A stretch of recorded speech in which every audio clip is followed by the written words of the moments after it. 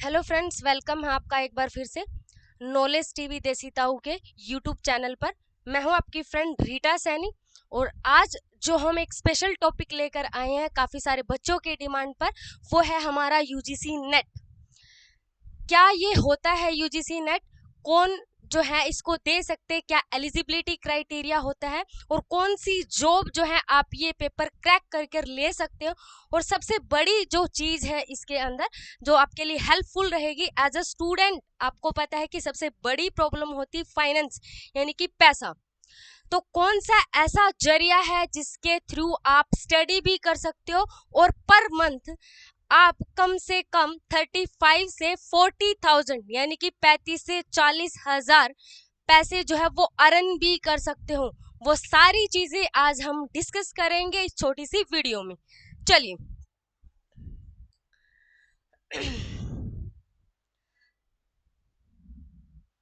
तो सबसे पहले हम बात करते हैं नेट या जेआरएफ, जो आपने वर्ड सुना होगा बार बार।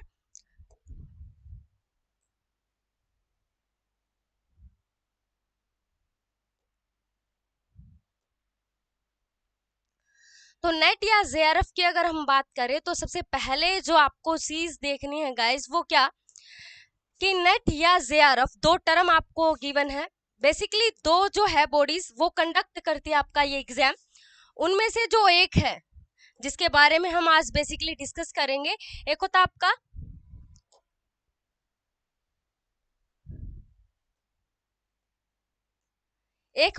CSIR, ठीक है, CSIR। और सेकंड वन की हम बात करें जो आज हमारा मेन टॉपिक है, ये बेसिकली साइंस फील्ड के जो एग्जाम होते हैं उन्हीं को कंडक्ट करती है। बाकी जो आपके एग्जाम्स होते हैं वो कंडक्ट किए जाते हैं किसके द्वारा?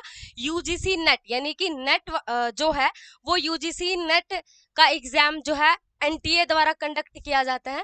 अब हम बात करें यूजीसी नेट, बेसिकली जो आज का हमारा टॉपिक है, उसकी एलिजिबिलिटी क्राइटेरिया कि ये क्या होता है, क्या चीज इसके अंदर होती है गाइज। तो यूजीसी नेट यानी कि नेशनल एलिजिबिलिटी टेस्ट हमारा बोला जाता है फुल फॉर्म की अगर हम बात करें। और ऐसे ही जो जेआरएफ है उसको बोला जाता है जूनियर रिसर्च फेलोशिप, ठीक है, नाम से ही आपको पता चल रहा है फेलोशिप।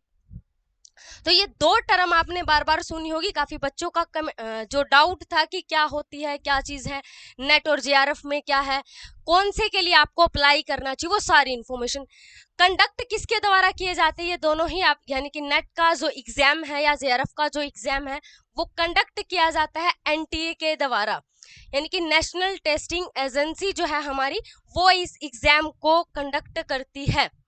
फिर बात आती है कि कौन सी जॉब होती है जिसके लिए इसकी रिक्वायरमेंट होती है।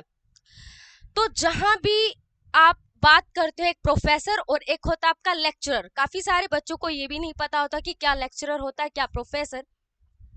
तो जब आप कॉलेज कैडर में 11th 12th की बात करते हैं तो वहां पर जो आपको टीच करता है गाइस वो आपके होते हैं लेक्चरर। और जो आपके स्कूल कैडर की में बात करें तो वो होते हैं आपके लेक्चरर, यानी कि आपका जो 11th 12th वाला पोर्शन होता है। और जब आप कॉलेज की बात करते हैं तो वहां पर जो आपको टीच करते हैं वो आपके असिस्टेंट प्रोफेसर या प्रोफेसर होते हैं, ठीक है। तो जब जहां भी, चाहे आप प्राइवेट कैडर की बात कर लो, यानी कि प्राइवेट कॉलेज है, यूनिवर्सिटी है, या आप बात करो गवर्नमेंट में, यानी कि गवर्नमेंट कॉलेज के अंदर आप असिस्टेंट प्रोफेसर बनना चाहते हैं, प्रोफेसर बनना चाहते हैं, तो आपके लिए ये मस्ट होता है या रिक्वायरमेंट होती है क्या कि आपका यूजीसी नेट होना चाहिए।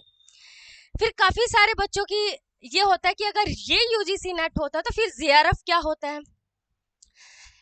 ये एक आपको, अगर आपको जाना है रिसर्च के सेक्टर में, यानी कि आप करना चाहते हो पीएचडी, ठीक है, तो पीएचडी करते टाइम आपको क्या है, अगर आप जेआरएफ क्वालिफाई कर लेते हो तो आपको एक तरह से स्कॉलरशिप मिलती है, जो स्टार्टिंग में इसका नाम बोला जाता है JRF, junior research fellowship guys जिसे कहते हैं। और इसमें जो मैंने आपको बोला था सबसे बड़ा बेनिफिट एक स्टूडेंट के लिए, गोल्डन अपॉर्चुनिटी आप कह सकते हो, वो ये, क्योंकि आपको पता है कि पैसा सबसे बड़ी जरूरत है आज के टाइम पर। पढ़ते टाइम जो है आपको एक्सपेंस अपने भी पर, जब आप मास्टर डिग्री कर लेते हो तो आपको ये होता है कि आप अपने ही स्टैंड पर काम करो, साइड बाय आप किसी भी जॉब की तैयारी कर सकते हो, जो भी आप अपना ड्रीम है वो कर सकते हो। और जहां पर बात आती है कि आपका पैसे का सोर्स क्या हो, तो ये आप मेथड फॉलो कर सकते हो, यानी कि JRF अगर आप क्वालिफाई कर लेते हो। टोटल देखिए जितने भी कैंडिडेट अप्लाई करते हैं उसका कुछ परसेंटेज, ठीक है, वो आपका नेट के अंदर डाला जाता है, यानी कि इतने कैंडिडेट ने नेट क्वालिफाई कर लिया, और उसी के जो मोस्ट टैलेंटेड यानी कि कुछ ही परसेंट आपका 1% नियर अबाउट वो आपका आता है JRF दिया जाता है। और इसके अंदर आपको पूछा जाए कि कितनी मनी, यानी कि नॉर्मली बच्चों का क्वेश्चन होता है कितनी स्कॉलरशिप होती है, तो नियर अबाउट 35 to 40 की ये आपकी क्या है, आपको मंथली मिलेंगे, यानी कि ईयरली आपको इतनी स्कॉलरशिप मिलेगी, ये आपको मंथली जो है स्कॉलरशिप की फॉर्म में दी जाएगी।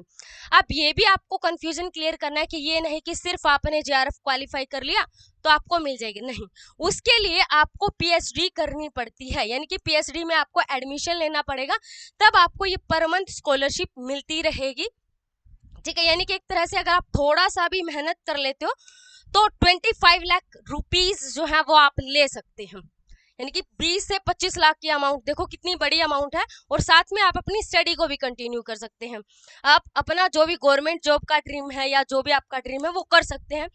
थोड़ी सी मेहनत, थोड़ी सी कंसंट्रेशन, थोड़ा सा टाइम आपको खुद के लिए देना होता है। अब काफी सारे बच्चों की कंफ्यूजन होती है क्या इसकी योग्यता, एलिजिबिलिटी जिसको बोलते हैं, वो आपकी क्या रहेगी, तो सेम आपकी मास्टर डिग्री जो है वो होनी चाहिए, और इसमें परसेंटेज भी आपकी मांगी जाती है कि परसेंटेज कितनी होनी चाहिए।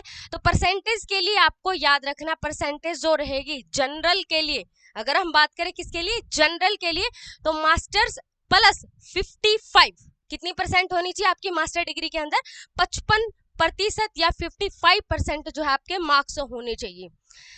ऐसे ही जैसे आपको पता है कि जनरल को छोड़कर बाकी जो होते हैं उन सब के लिए कुछ ना कुछ छूट दी जाती है, रिलैक्सेशन दी जाती है, तो बाकी की अगर हम बात करें जो आपकी SC ST है या PWD है या ट्रांसजेंडर है, उन सब के लिए यहाँ पर 5% का रिलैक्सेशन दिया जाता है, और यहाँ पर बोला जाता है कि मास्टर डिग्री प्लस 50%, ठीक है।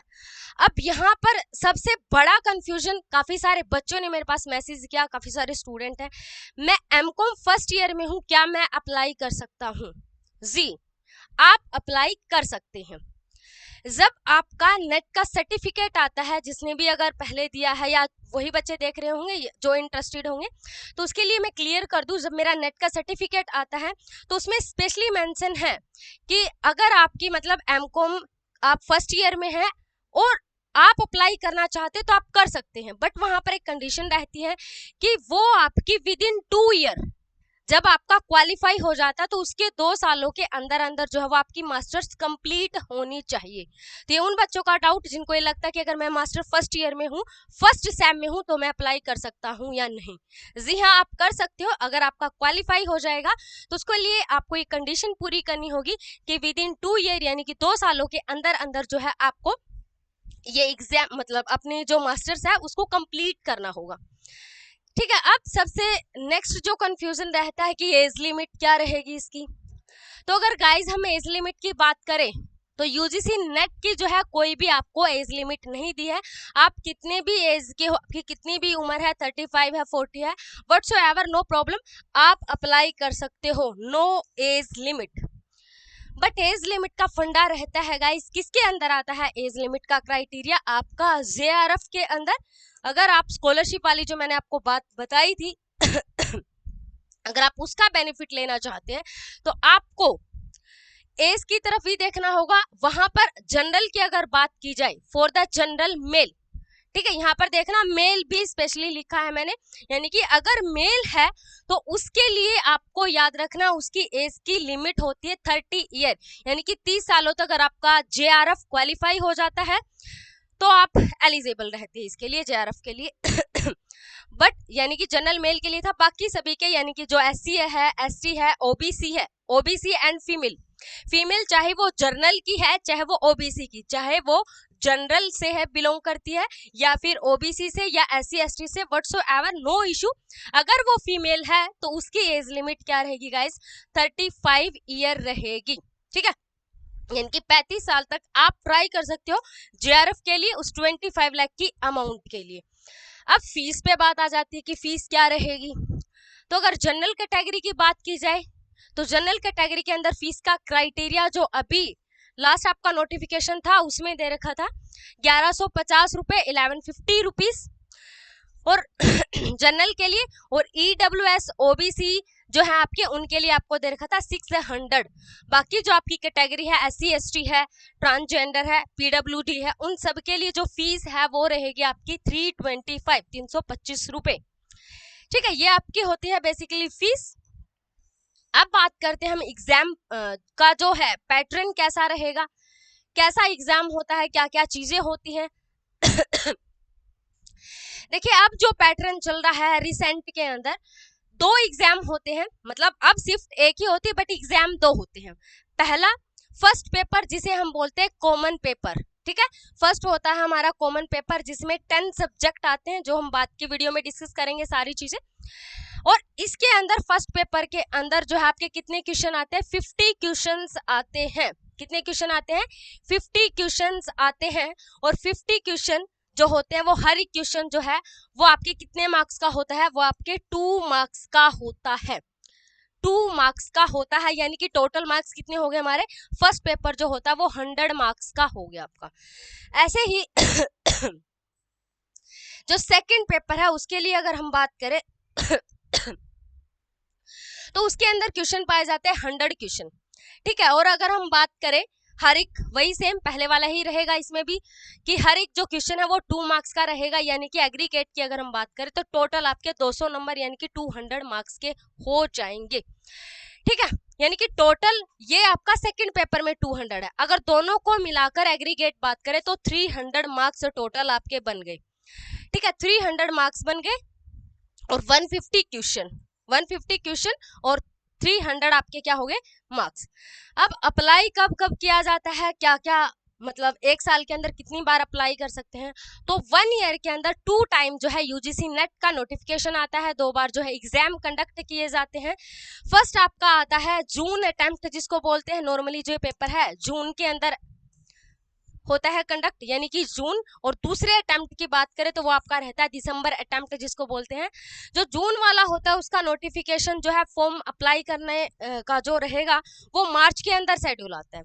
और अगर हम बात करें दिसंबर वाले की तो वहां पर एक रहेगा अक्टूबर मंथ के अंदर जो है वो आपका रहेगा। अब देखिए सारी चीजें जो ऑलमोस्ट है मैंने डिस्कस कर ली। एक चीज और यहाँ पर है, जब एलिजिबिलिटी क्राइटेरिया की बात करेंगे तो मैंने उसके लिए आपको स्पेसिफिक सारी बात बता दी है। दूसरा यहाँ पर अभी आपको जहां पर मैंने मास्टर बोला वहां पर एक इक्विवेलेंट वर्ड भी होता है, यानी कि या कोई भी ऐसी डिग्री जो आपकी मास्टर्स के बराबर है। फॉर एग्जाम्पल जो कॉमर्स वाले बच्चे होते हैं उनका आपने अभी सुना होगा कि जो CA है उसे भी मास्टर्स के इक्विवेलेंट कर दिया है, मतलब अगर किसी स्टूडेंट ने CA कर रखा तो भी वो UGC नेट के लिए एलिजिबल हो गया है, वो योग्य हो गया, वो UGC नेट जो है उसका एग्जाम दे सकता है गाइस, ठीक है। अब आपको क्या करना है, थोड़ी सी स्ट्रेटजी बनानी है। अभी दिसंबर का एग्जाम होगा, ये नहीं कि 15 दिन 1 महीने पहले नोटिफिकेशन आएगा आप प्रिपरेशन करना स्टार्ट करेंगे, नहीं, आपको ऐसा नहीं करना है क्योंकि सिलेबस काफी वाइड होता है दोनों ही पेपर का। तो आपको अभी से प्रिपरेशन स्टार्ट कर देनी है और आपको प्रॉपर तरीके से एक स्ट्रेटजी बनाकर स्टडी जो है अभी से स्टार्ट करनी है गाइस। और उसके लिए क्या क्या स्ट्रेटजी रहेगी, क्या सारी चीजें रहेंगी, वो हम नेक्स्ट वीडियो में डिस्कस करेंगे। बट मैं आपको एक सजेशन दूंगी, अगर आप स्टूडेंट हो और अपना कोई भी ड्रीम पूरा करना चाहते हो, फाइनेंशियली अगर आपको प्रॉब्लम है तो आपको जरूर ये एग्जाम देना चाहिए अगर आपने मास्टर्स कर रखी है, क्योंकि 35 से यानी कि आप सिंपल सी बात करो 20 से 25 लाख रुपए एक मिडिल फैमिली के लिए छोटी अमाउंट नहीं होती, बहुत बड़ी अमाउंट होती है। आप अपने काफी सारी ड्रीम्स इससे पूरे कर सकते हो, ठीक है। अब वो स्ट्रेटजी जो सारी चीजें हम नेक्स्ट वीडियो में डिस्कस करेंगे। और मैं आपको ये सजेशन दूंगी कि अब जो फर्स्ट और सेकंड पेपर था, फर्स्ट पेपर में कॉमन सब्जेक्ट रहता है और सेकंड पेपर में आता है आपका स्पेसिफिक सब्जेक्ट, जो सब्जेक्ट से आपने मास्टर्स करी है, ठीक है। जितने भी बच्चे इस वीडियो को देखें सभी जो है वीडियो कमेंट सेक्शन में डालेंगे कि आप किसके लिए प्रोफेसर बनना चाहते हो, आपका सब्जेक्ट जरूर डालेंगे। और KDDT ऑनलाइन एजुकेशन ऐप जो कि हमेशा बेस्ट फैकल्टी और बेस्ट जो चीजें आपको अवेलेबल करवाता है, अब की बार वो भी आपका UGC नेट से रिलेटेड जो है वो बैच स्पेशली लेकर आएगा। तो कौन स्टूडेंट ये चाहता है कि वो कौन से सब्जेक्ट में उसको बेस्ट फैकल्टी चाहिए या कौन से जो सब्जेक्ट है वो चाहता है कि नेट का बैच स्टार्ट होना चाहिए, तो वो आप कमेंट सेक्शन में जरूर डालिएगा। और बेसिकली आप कॉमन पेपर और अगर आप कॉमर्स की तैयारी कर रहे हो तो उसका जो बैच है वो हम लेकर आएंगे। अगर आप एक स्ट्रेटजी या गाइड से पढ़ना चाहते हो, यानी कि पढ़ तो आप पहले भी रहे हो, लेकिन फिर भी क्या होता है कि आपको पता होना चाहिए कि क्या सिलेबस है, क्या चीज पढ़नी है, सबको पता है, लेकिन सबसे बड़ी बात क्या चीज आपको छोड़नी है, कौन सी ऐसी चीजें हैं जिससे आप अपने एग्जाम को क्वालिफाई कर सकते हो, कम समय में एक बेस्ट रिजल्ट दे सकते हो। अभी मैंने कहा जेआरएफ में ओनली जितने भी कैंडिडेट अप्लाई करते हैं उसमें 1% का ऑलमोस्ट क्राइटेरिया रहेगा टोटल। तो अगर आप 1% के उस क्राइटेरिया में आना चाहते हैं, अगर आप कॉमर्स सब्जेक्ट से हैं या आपका कॉमन पेपर है, तो उसके लिए केडीडीटी ऐप के ऊपर आप विजिट कर सकते हैं, उस पर आपका जो बैच है आपको मिल जाएगा एक बेस्ट स्ट्रेटजी या बेस्ट चीजों के साथ। रिव्यू आपने पहले भी देखे होंगे मेरे लेक्चर्स में, फिर भी आप चेकआउट कर सकते हो। तो all the best for December के अटेम्प्ट के लिए, और बाकी की सारी जो भी इंफॉर्मेशन रहेगी वो हम नेक्स्ट वीडियो में डिस्कस करेंगे। फिर भी किसी भी बच्चे को कोई भी किसी भी चीज से रिलेटेड डाउट रह जाता है तो आप वीडियो के कमेंट सेक्शन में जरूर डालिएगा, उसके लिए हम नेक्स्ट वीडियो बनाएंगे। Okay then, thank you so much guys. अगर आप चैनल को फर्स्ट टाइम देख रहे हैं तो शेयर सब्सक्राइब लाइक करना मत भूलिएगा। Okay then, thank you so much.